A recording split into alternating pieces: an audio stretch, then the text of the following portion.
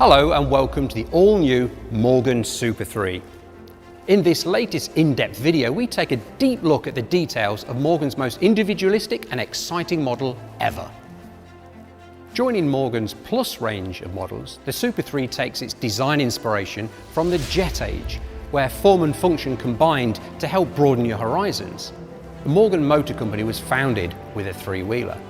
In 1909, founder HFS Morgan built his runabout, and here we are 113 years later with the Super 3, which continues that legacy. The name Super is not uncommon to Morgan, having been used previously in the past on F-Super and Super Sports and so on. Now, of course, it points towards the inspiration for the designers of the Super 3, to the jet age, to 1950s America and the thrill of international travel.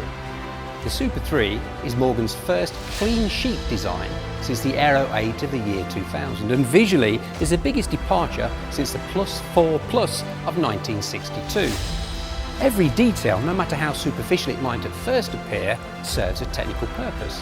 Let's take a look at some of those form meets function details, starting with this aluminium casting on which the engine and suspension are hung.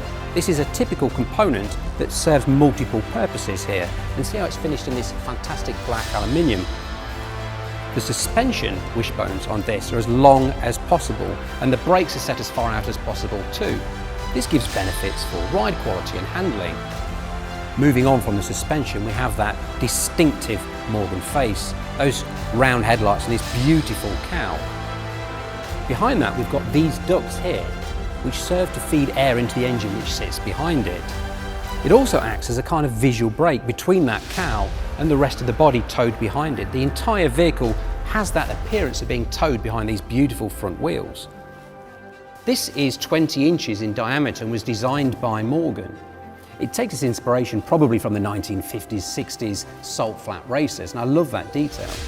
The tyres were developed in conjunction with Avon. These Speedmasters are unique to this model, and they've even got that lovely balloon effect you see with retro vehicles, and even the tyre tread has a vintage pattern, but underneath it's a very modern product.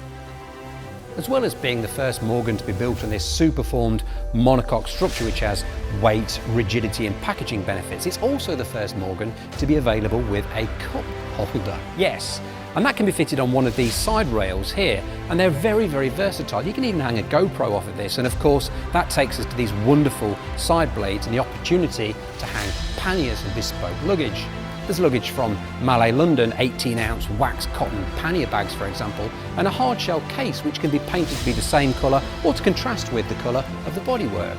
This really is the most configurable Morgan ever.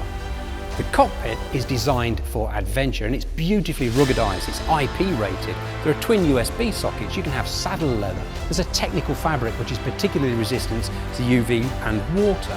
The iconic Morgan instrumentation is digital for the very first time, and it's framed by this wonderful metallic structure which is available in both silver and anodised black finish. In fact, looking through the cockpit here, there's hardly anything from plastic. Everything has a very cold and quality feel to it.